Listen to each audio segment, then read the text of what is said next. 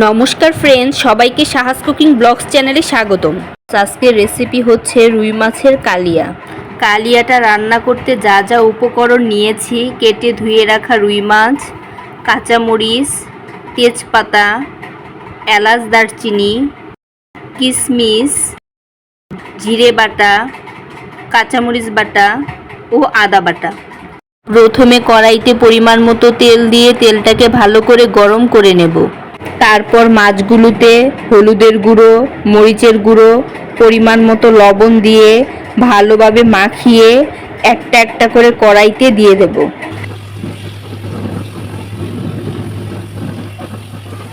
মাছগুলোকে দুপাশ উল্টিয়ে লাল লাল করে ভেজে নেব।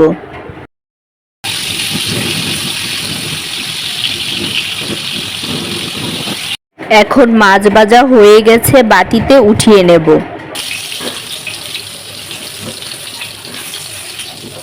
বেটে রাখা মশলায় হলুদের গুঁড়ো, মরিচের গুঁড়ো, ধনিয়া গুঁড়ো ও স্বাদ মতো লবণ দিয়ে দেব।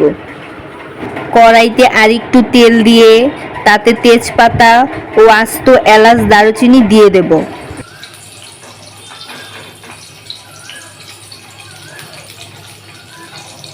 তারপর মশলাটাকে জল দিয়ে ভালোভাবে মিশিয়ে কড়াইতে দিয়ে ভালো করে কষিয়ে নেব। মশলাটা কষে এসেছে, তাতে 2 টেবিল চামচ টক দই দিয়ে মশলার সাথে মিশিয়ে নেব।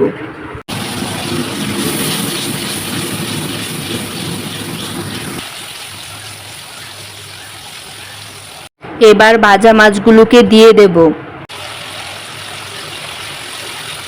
তারপর কয়েকটা কাঁচামরিচ দিয়ে কয়েকটা কিশমিশ দিয়ে দেব। তারপর পরিমাণ মতো ঝোল দিয়ে একটু নেড়ে 5 মিনিটের জন্য ঢাকনা দিয়ে ঢেকে দেব।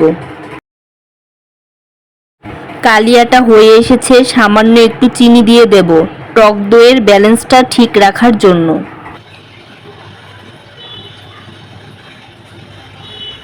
এখন কালিয়াটা হয়ে এসেছে, নামিয়ে নেব।